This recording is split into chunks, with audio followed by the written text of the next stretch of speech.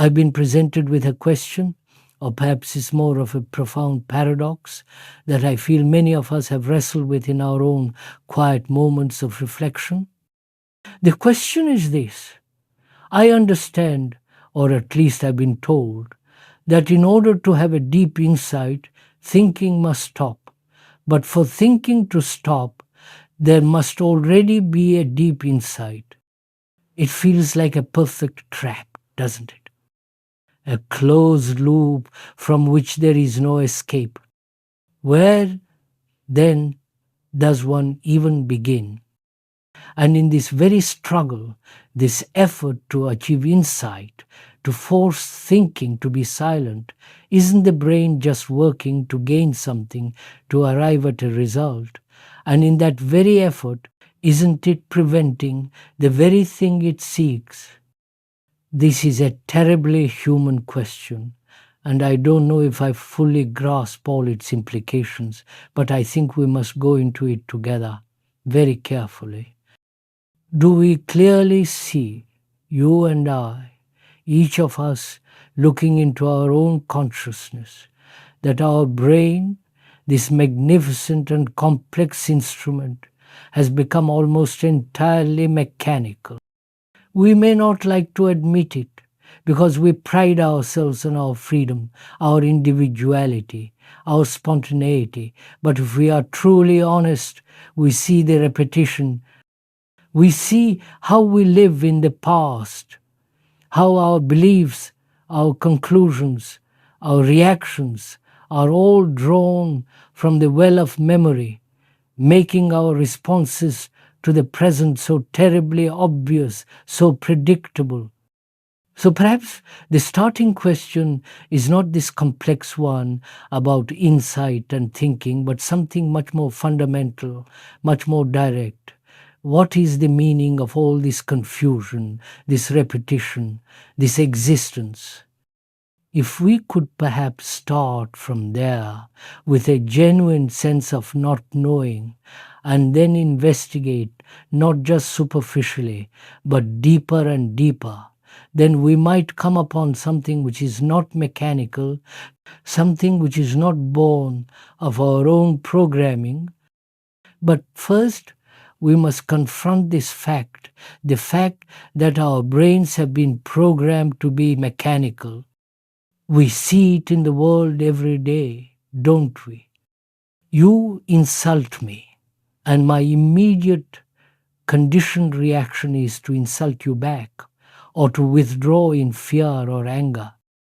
This is pure action and reaction. We operate on a system of reward and punishment, a system that has been ingrained in us since childhood. And this process, this tide going in and out, reaction leading to action, which leads to another reaction, is an entirely mechanical process. Our very memories are mechanical. We live in the past, and we don't seem to see any other way to live. If I have an experience, perhaps a moment of great joy or a profound sense of peace, or even a moment of terrible suffering that gave me a sense of identity, it is recorded, and because it was exciting or rewarding, I cling to it. I want to repeat the pleasure, I want to avoid the pain, and this clinging to the experience, this holding on, becomes a mechanical habit. If I am attached to a person, or to an idea, or to a nation, or to some kind of belief, that attachment itself is the mechanical process. It forces me to repeat over and over again the same patterns of thought, the same protective gestures, the same fears. This applies to everything, from our sexual habits and desires, to our search for entertainment, to the very way we think about ourselves. It is all a repetitive, mechanical action. I truly hope this is clear, not as an idea you are accepting from me, but as something you are observing in yourself right now.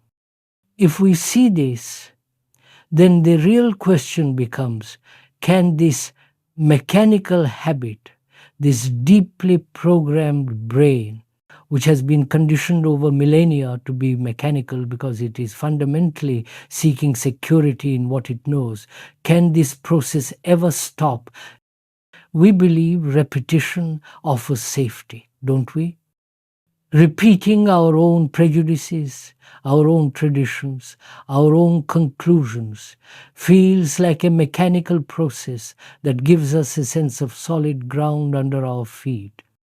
This seems fairly clear, but I must ask, are you listening? I don't mean are you just hearing the sounds, the words, but are you actually listening, observing your own mind as we speak? Because I really don't see the point of us coming together, going through all the trouble of being here only to sit and dream of something else, to let these words wash over us while we remain attached to our own prejudices. We have come here, I hope, to listen to each other, to look at this extraordinarily complex problem of our existence together. This doesn't mean you must accept a single thing I am saying, nor does it mean you should cling to your own conclusions, but rather that both of us, together, are trying to understand the immensity of this problem, and that problem is our life, our existence.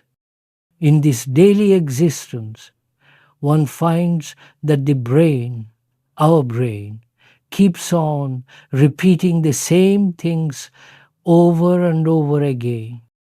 We might change the outward form, we might put in a different disc, as it were, subscribing to a new ideology, joining a new group, following a new leader, but it is the same repetitive mechanical motion, just painted a different color. So our brains have become mechanical through a long, long evolution, through innumerable experiences of pleasure and pain. And the brain has accumulated a vast store of memories. And its primary function, it seems, has become to just keep on repeating those memories. We know all this, at least intellectually. And therefore, the brain has become mechanical, and in this mechanical process, it desperately seeks security. That, when you boil it all down, is what we all seem to want, isn't it? We want security. We want it physically, biologically, to have food and shelter, which is natural and necessary. But we have extended that same impulse into the psychological realm where it may not belong at all. We want psychological security, to feel safe in our beliefs, in our relationships, in our identity. And when a brain becomes mechanical, operating on these repetitive loops, one thinks there is security in that. As long as I repeat that I am an American, or a Hindu, or a Christian, as long as I repeat that I am a follower of this group or a believer in that idea, I feel a sense of security, of belonging. But don't you see that this very divisive process, this act of walling myself off in an identity, is the very thing that creates insecurity in the world? My identity as X is defined against your identity as Y, and so conflict is inevitable. This is so clear, so painfully obvious when we look at the state of the world. So before we can even touch this profound question of insight, we must face this more immediate one. Can this mechanical process, this constant repetition, come to an end? Because this mechanical process brings about an active deterioration in the brain. Do we see this? The brain, like any living thing, needs to be challenged. it needs stimulation, it needs to be alive, questioning, doubting, asking, demanding. But when it falls into a routine, when it accepts a pattern, it stops demanding, it stops being sharp, clear, and so gradually it deteriorates. You can see it all around you, this dullness setting in, perhaps not right here in this moment, but in our culture, in our society.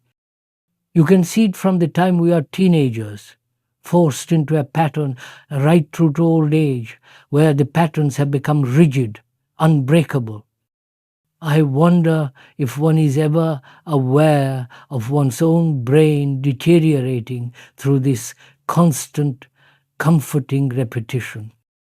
You may revolt against the old tradition. Of course, that's the popular thing to do, but you immediately fall into another pattern, another groove, and then you just repeat that one. I am no longer a Catholic, but now I am a passionate follower of a new guru. I am no longer a capitalist, but now I am a rigid Marxist. You know, the game we play, this trading of one cage for another all over the world. So the question we are left with, and it's perhaps the most serious question we can ask ourselves, is whether the brain can stop this process of deterioration. This decay isn't some abstract future event, it is happening now as long as we are living in the past, which is precisely what we are doing because our entire consciousness, as we know it, is built from memory. In a very real sense, we are our memories.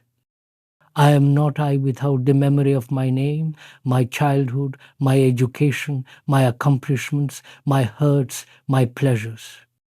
You are not you without your own collection of experiences that define your personality, your beliefs, your fears. We are, each of us, a bundle of recollections, a ghost of the past walking in the present moment, and we don't see this. We think we have a future, we plan for it, we worry about it. But what is this future we imagine? There is no such thing as a future memory, is there? The future we project, the future we plan for, the one we either hope for or desperately fear, is simply a projection from the past. It is the past meeting the raw, immediate, and challenging present, modifying itself just enough to survive, and then proceeding onward. This entire movement is still the past, just dressed in new clothes. It is the past in continuous motion, creating the illusion of progress, the illusion of a future, while remaining fundamentally unchanged. Think about how we construct our identity online on these social media platforms. Is that not a perfect modern example of this? We build a profile which is literally a museum of our curated past, a collection of memories, achievements, and images that we want to define us. And when we post something new, we are projecting this past identity into the future, hoping for a specific, repetitive, and mechanical reaction, the validation of likes, comments, and followers. This is the past in movement, seeking security in its own endless repetition, desperately afraid of being irrelevant, of being nothing. So I must ask, and you must ask this of yourself with real seriousness, is there a way of looking at this whole phenomenon of life, this act of daily living, which is not merely the continuation of the past? When I observe my own mind, if I am at all quiet and attentive, I find that my brain is becoming repetitive. The very language I use, the words I choose to express an idea are repetitive. The symbols that thought has created over centuries, whether it's a national flag or a religious icon like a cross or a crescent or even a powerful corporate logo, become these repetitive containers for our emotions and our identity, and we get trapped in them. Language itself is not inherently limited. It can be poetic and open. But the limitation of our language, the way we use it to label, to categorize, to say, I am this and you are that, creates these symbols, these rigid mental shortcuts. But I won't go into the intricacies of that for the moment. The point is that this language, these past memories, this constant state of being attached, tied to an experience or a person or a series of memories, all of these, precisely because they are mechanical, are they active agents bringing about the deterioration of the brain? Is this clear? And I must ask you, please do not just nod your head and say yes. Do not just accept this as an interesting theory. If you do, it just becomes another memory, another piece of mechanical knowledge stored away in the attic of your mind. Instead, I'm asking, can you see your own brain in operation? Can you watch your own life, not as a critic, not as a judge, but just to observe the activity? Because your life is this activity, your life is the chaotic, churning motion of action and reaction, the endless stream of memories, the turmoil, the conflict, the fleeting pleasures, the deep, abiding anxieties, the sudden shadows of death, the profound, aching loneliness that we all try to cover up. That is our life, isn't it? And we have lived this way, humanity has lived this way for 1,000,000 years or more or less, and it is entirely tragically repetitive. We have war after war. We learn absolutely nothing, it seems. We just had two terrific, devastating world wars within the last century, wars that were meant to end all wars, and yet today, right now, we are busy dividing ourselves, preparing for the next one in different parts of the world with new, sophisticated justifications, but with the same ancient, mechanical hatreds. The technology changes, the uniforms are different, the slogans are updated, but the mechanical process of my group, my nation, my God versus your group, your nation, your God repeats and repeats and repeats.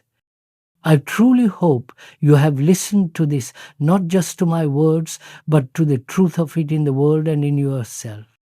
When we have come to that point, when we can truly see this vast, repetitive, and sorrowful machine, one must ask why. Why does the brain depend so much on the past? Why is it so addicted to being programmed? Why does the brain live with this repetitive action, even when it sees the division, the conflict, and the deterioration it causes? We have already touched upon it, but we must be very clear. We are saying that this repetitive action gives us a feeling, a profound illusion of great security. We are terrified of the unknown psychologically.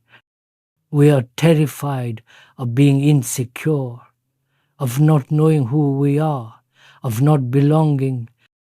And so we cling to the known, even if the known is utter misery, even if the known is conflict and boredom. The known, however painful, is familiar. Freedom, true psychological freedom, does not offer that kind of security. In fact, it offers the complete opposite. Freedom is the unknown. It is the void. It is the end of the me we so carefully built from the past. And so the brain, seeking to protect its own structure, its own continuity, instinctively rejects freedom and chooses the repetitive, secure cage of the known. This is what we worship as tradition. Tradition is just the glorified past, the collective memory that we honor because it gives us a sense of identity and security. You can see those soldiers in London in their bright uniforms marching up and down every single morning, a perfect, precise, mechanical ritual. You have seen all this, or things like it, all over the world. Those poor devils, they are a living symbol of our own minds, trapped in the tradition of the past, repeating a pattern that has perhaps lost all its original meaning but is kept alive because it provides a sense of continuity, a sense of security. We do the very same thing when we cling to our family name, our national identity, our religious ceremonies, or even our most deeply held political opinions. It is all the past, holding on, afraid to let go, afraid to be new. So now we are asking a much more pointed and practical question. Can the brain, your brain, perceive its own mechanical process, not as a theory you've just heard, not as an intellectual concept to be debated, but can you actually see the gear turning in your own mind? Can you observe the repetition as it happens, the prejudice as it arises, the habitual reaction as it forms? Because that very perception, if it is actual, if it is real and direct, brings about an immediate challenge. It is not a challenge you invent. The perception is the challenge. When I perceive that my brain is mechanical, and I perceive it, as I said, not as an idea, not as something I've learned from a book, but actually as a fact, well, what happens then? When there is that perception, that direct, unmediated, seeing that the brain is mechanical, it is the challenge. Are we meeting this? I mean, are you and I right now in this very moment meeting this challenge as a fact, or are we just listening to a series of words, turning it into yet another idea to be stored away? When I perceive a truly dangerous snake, a poisonous one right at my feet, that perception is an immediate and total challenge, isn't it? I have to do something, not because I decide to, not because I have a long philosophical debate with myself, but because the perception of that imminent physical danger is the action. The body, the whole organism reacts instantly without the intervention of the me, the thinker. The action takes place, a jumping away in the very instant of perception. There is no time for thought, no interval for me to have an opinion about the snake, to consult my memory of snakes and then conclude logically that action is necessary. The perception and the action are a single, explosive, non-mechanical, non-temporal movement. But are we meeting the psychological danger in the same way when we see or claim to see that our mechanical brain is deteriorating? We don't jump, do we?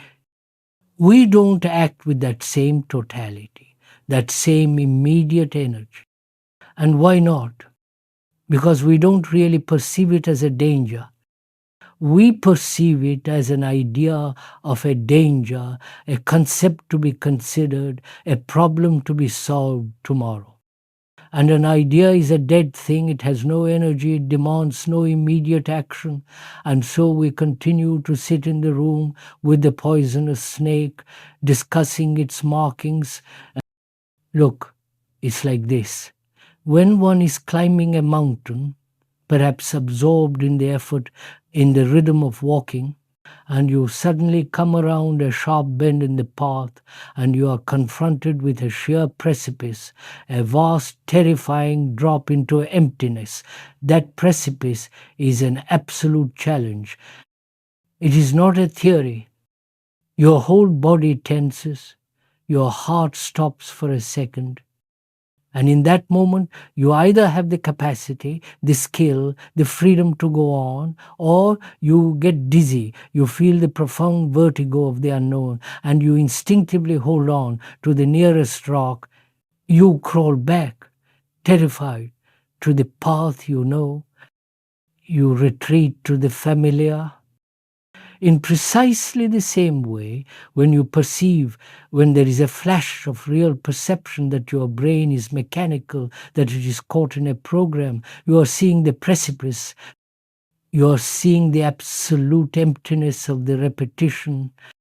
And in that same flash, you also see the profound, devastating truth. You see that within this program, within this cage that you have built for your entire life in the search for security, there is no security at all. Though you have spent your whole life wanting security from your traditions, your beliefs, your attachments, you suddenly see that the program itself is the danger. It is the danger because, as we have said, the brain operating in this routine becomes dull, it is deteriorating. Therefore, in that repetition, in that prison, there is no security, there is only slow decay, a psychological death. Is this clear? So, when there is a true perception of a danger, a real, immediate, total perception, there is instantaneous action. This is a law.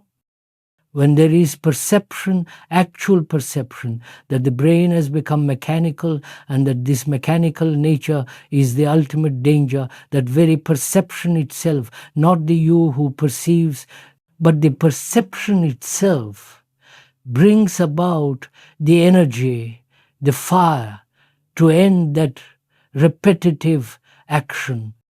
I wonder if you are getting this or if I'm just making a series of statements that you are recording. Are we at all together in this? Perhaps not. It is so easy to misunderstand, so easy to turn this into another beautiful, useless theory. So, how am I to talk about it? If the very words I use are part of the old mechanical structure, what are we to do?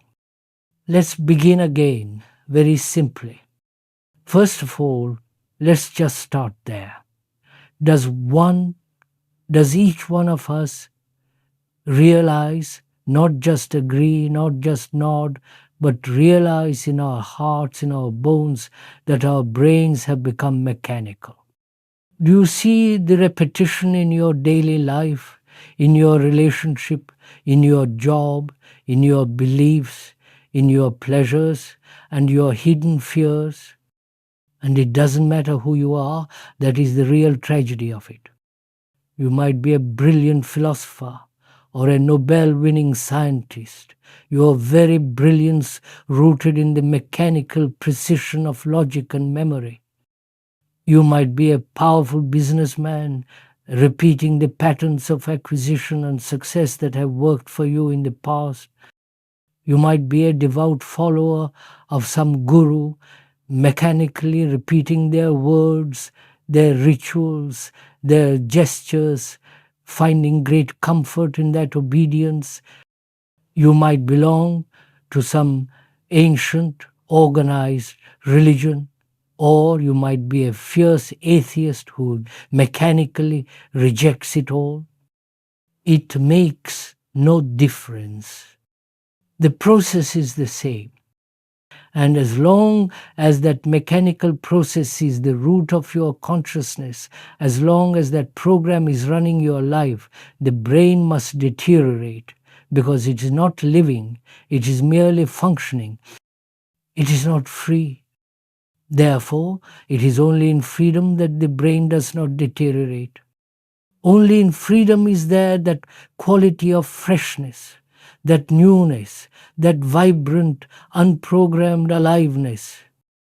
As long as the brain is being programmed, as long as it is repetitive, there is no freedom, and therefore, I say it again because we must see this, it must deteriorate. It is exactly precisely like a human being in a prison. You can give that person food, you can give them books, a television, you can make the prison cell comfortable, decorate it with all their preferences, but because that human being has no freedom, not only their body, their organism, but their mind, their brain, they as a being deteriorate gradually. This is clear, surely. This is a fact. We have built a comfortable prison of the past, and we are decorating the walls while the mind decays. Now, if we see this, if we see the prison we are in, and that the prison is of our own making, built entirely from our desperate, terrified desire for security, let's move from there. It is not a question of how to stop thinking or how to break the routine, but rather, if you see the fact, the actuality, that this repetitive, mechanical action, this desperate clinging to an experience you once had, this identification with a belief, is one of the major factors of the brain's deterioration. If you see that not as a theory, but as you see the precipice, then that very seeing brings about an altogether different quality of action, an action that is not born of will or decision, which are just more forms of thought. As we said, when there is a perception of immediate physical danger, you act. But when we see that the brain is deteriorating for these psychological reasons, we go on as before. We don't act precisely because we don't see the fact. We only see the idea of it. If you saw the fact that the routine is the deterioration, you would act with the same totality as you would in the face of a snake. You saw fit to come here. After all, you took the trouble, you took the necessary steps, you made a decision, and you acted upon it. In the same way, when you see something clearly, when you see the factors of deterioration as a present danger, you don't then have to ask, what must I do? The action is implicit in the seeing. Now, from that, let's go deeper. Let's look at this thing we are so caught in. What is the process of thinking? What is the cause, the root, the very beginning of thinking? We all think, for better or for worse. Some of us think with extraordinary clarity, with cold logic, while others live in a rather slipshod, contradictory, and confused way. But we are all constantly thinking. The brain is chattering from the moment we wake to the moment we fall asleep, and even then it continues in our dreams. And yet, we have almost never, I would venture, sat down quietly to ask, what is the root of this entire movement? Please, I ask you to find this out for yourself, to observe this in your own mind as we are talking. When you are asked a familiar question, your response is immediate, isn't it? If I ask you, what is your name? Or where do you live? You answer instantly, without a moment's hesitation. Why? It's because you are completely familiar with that data. You have repeated your name, your address, your identity so many times that it has become an automatic mechanical groove in the brain. So, familiarity and constant repetition allow for an instant reply. This is the simplest, most obvious form of thinking.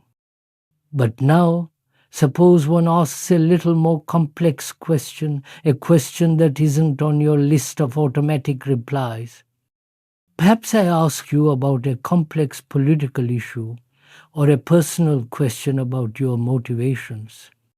You will notice, if you are watching, that there is an interval, a pause, a gap of time between the question and your answer.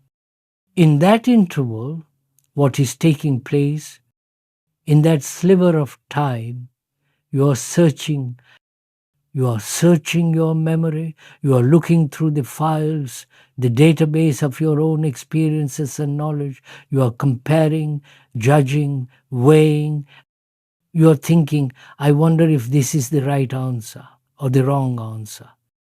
What will this person think of me if I say this?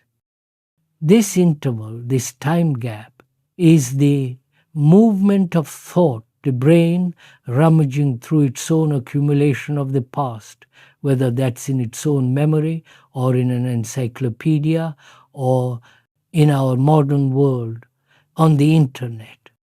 It is all the same process. The search for a pre-existing answer.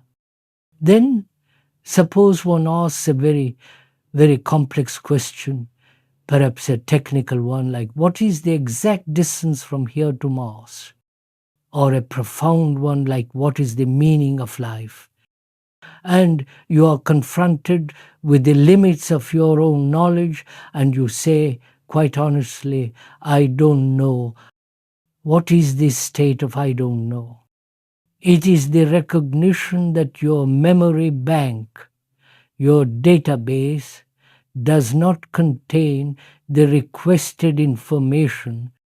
So familiarity brings an instant response. A complex question brings a time interval for searching.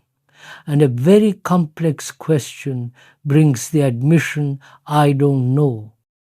This entire process, the instant reply, the search in time, and the admission of not knowing all of this from beginning to end, is the process of thinking. Are we together in this?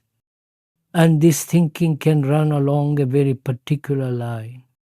If you are attached to a particular experience, as we discussed, or to a particular person, or to a particular ideology, then your thinking will circle endlessly around that central object, that anchor, like a tethered animal walking in a circle. Now, we must go to the very root.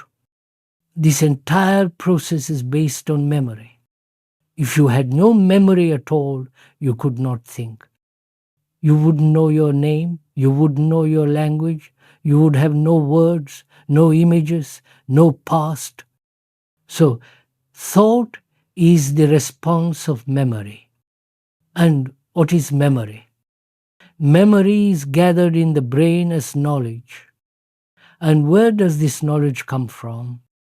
It comes from experience. We must be absolutely crystal clear on this sequence. First, there is an experience, an event, a pleasure, a pain, an insult, a moment of joy, a lesson learned. That experience is registered and stored as knowledge. That knowledge becomes our memory. And thought is the child of that memory. Experience leading to knowledge, leading to memory, leading to thought. This is the chain, and here is the core of the whole matter. All experience, all of it, is limited. It must be, whether you are experiencing the greatest pleasure, the most profound sorrow, or the deepest anxiety. That experience is yours. It is partial, it is finite, it is bound by your own limited consciousness, your own specific culture, your own unique conditioning. Even the man who has a grand experience and says, I am enlightened, or I have seen God, or I have attained nirvana, the moment he says, I have experienced it, that very experience that he has captured, named, and stored in his memory is limited. No sane, rational, or truly enlightened man, if such a one exists, ever says, I am enlightened, because the very statement is a contradiction, an assertion of the me, which is the very center of limitation. So, if all experience is limited, it follows, as night follows day, that all knowledge derived from that experience is also and must always be limited. And if knowledge is limited, then memory, which is just the storehouse of that knowledge, is limited. And therefore, thought, which is the child of memory, the response of this entire limited chain, is itself fundamentally and unalterably limited. Is this clear? Not as a verbal statement, not as a theory I'm giving you, but as a direct, logical, rational fact that you see for yourself. Thought, your thought, my thought, the most brilliant, sophisticated thought of a scientist or a philosopher is, by its very nature, limited.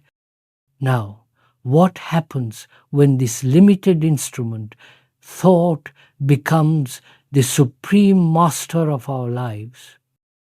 What happens when this limited fragment tries to understand the whole, to manage the immeasurable, to solve the problems of our relationships, our society, our very existence? What takes place when limitation is the only tool we use? What happens, I ask you, when this limited instrument, thought, is all we have? When one is thinking about oneself, which, if we are honest, is what most of us are doing most of the time. Even those people who claim to be on a grand spiritual search, those who say, I have reached enlightenment or I am seeking the ultimate truth, they are still at the root thinking about themselves, about their own progress, their own attainment. And the consequence of this thinking about oneself, this self-concern, is profoundly and inescapably divisive. If you are thinking about yourself, your ambitions, your security, your family, your goals, and I am thinking about my ambitions, my security, my family, my goals, then we are immediately two separate competing entities. We may cooperate for a time, for mutual benefit, but the fundamental structure is one of division, and therefore in that division there is conflict. Whatever is limited by its very nature must bring about conflict. I am an Arab and you are a Jew. Or, if you prefer, I am a Jew and you are an Arab. I am a Russian. You are an American. I am a passionate socialist. You are a devoted capitalist. The moment that thought, which is limited, creates this identity, this me, which is separate from the you, conflict is inevitable. We see this in our own intimate relationships, don't we? The moment my image of me and my image of you are in opposition, There is a battle, a subtle or violent one, but a battle nonetheless. We see it on the grand scale with our warring nationalities, our economic divisions, our social divisions, our pathetic and violent religious divisions, where one limited set of beliefs and rituals, the product of thought, is set against another limited set of beliefs and rituals. And in this division, there must be conflict, there must be struggle, there must be ultimately war. This is not a theory. This is not my opinion. This is a law, like gravity, the law of Moses, as it was said, an absolute observable fact of our existence. So, when one truly realizes this, not verbally, not as a mere statement or a conclusion to be stored in memory, but when one sees it, what is the action? All our lives are based on this limitation, this me, and therefore we are living in a state of perpetual conflict within ourselves and with each other. I wonder if we realize this.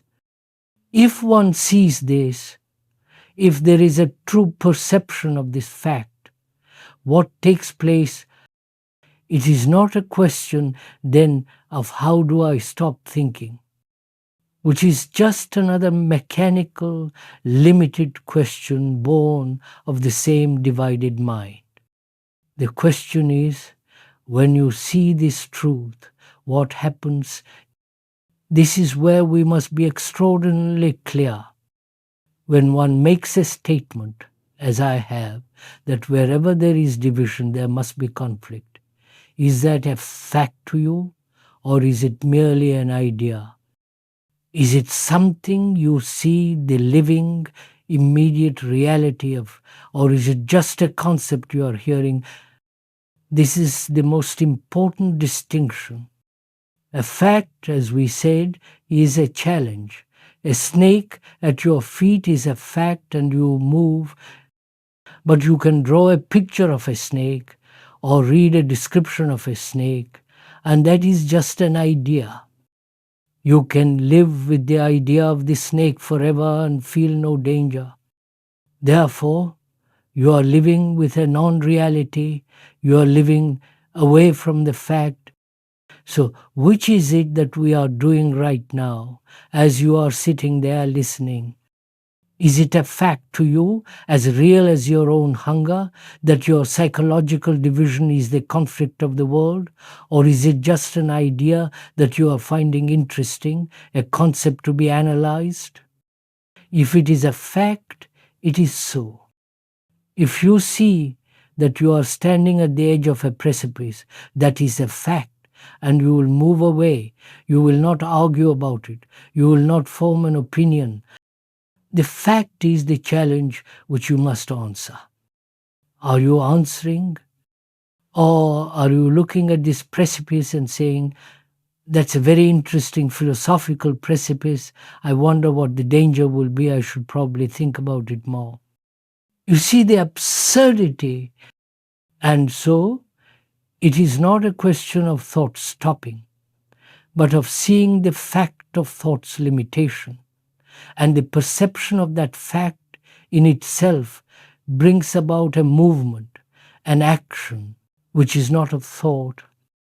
And the questioner, you will remember, asks what is inside. How does this perception and this instantaneous action take place? This is what he means.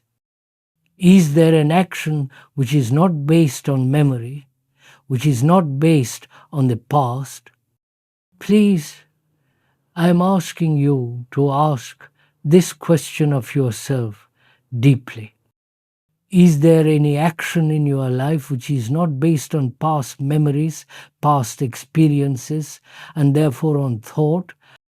Because if our action is based on memory, as we have seen, it is mechanical, it is limited, and therefore it must breed conflict. So, is there an action which is not of the past, not of thought at all? Now we are going to find out thought as an instrument of action apart from the purely technological field, like building a bridge or flying to the moon, has created absolute havoc in the world. Thought has built the most marvelous cathedrals, but thought has also put all the things in the cathedral. Thought created the ceremonies, the rituals, the mass, the elaborate dresses the priests wear, the dogma that divides the believer from the non-believer. All of that is the product of thought. And we might like to think it is divine revelation, but it is the movement of thought, and because that movement is limited, it must create conflict. Thought has its place. It is absolutely necessary, technologically, to get from here to there. But thought may not have a place at all in the psychological realm, in one's relationship to a wife, a husband, a child. In that relationship, if it is based on thought, which means based on memory, on the image you have of her, the image she has of you, the pleasures and the pains you have given each other, then it is divisive, and therefore it is in constant conflict. Where there is this conflict, there is no love. Jealousy is not love. Ambition is not love. The memory of pleasure is not love.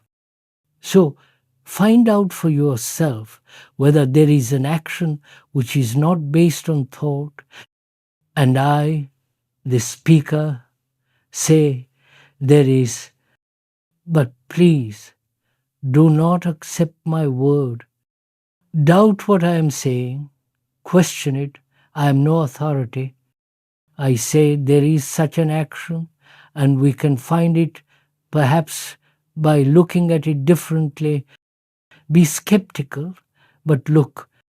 Hasn't it ever happened to you, even for a second in your life, that you see something true and you act without the entire process of rationalization, without remembering, without calculating the consequence? It must have happened. Every human being has moments of this, a clear perception, without any movement of thought and action taking place at the same time. Some call this intuition, but that's a rather dangerous word because you can just as easily intuit your own desires and call it a profound truth. Let us put it another way. Love is not thought. Can we agree on that? Love is not desire in the sense of wanting something for oneself. Love is not pleasure in the sense of seeking the repetition of a sensation.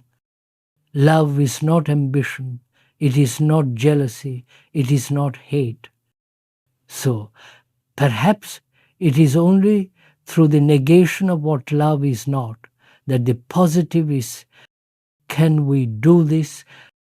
Can you, in your own mind, put aside jealousy, hate, ambition, aggression, violence, this constant thinking about yourself? Can you see that all of that is not love? Then, when all that is gone, when the mind is no longer creating that division, love is, it is not something you achieve. It is a state that exists when the mechanics of thought are silent. And any action taking place from that state is not the movement of thought. Or, to put it around the other way, we operate from the background of memory, from the past. All our actions are based on that. Now, can the brain see the fact that it is operating from the past? Can it perceive that and see the consequences of that, the conflict, the division, the deterioration? And in the very seeing of those consequences as a fact, as a danger, it no longer depends on the past. Therefore, there is an action which is not of memory. I cannot keep on repeating this. We are asking, is there an insight which is not born of remembrance? And the answer is yes. Insight, this seeing, is not of time. Time is thought, time is memory, time is experience, knowledge, the past. And as long as we depend on time to solve our psychological problems, we are trapped because time itself is the problem. Time is what creates the division, the conflict. And to see this, to perceive the actuality of this entire structure, to see the fact of it, not the idea that very perception is the insight,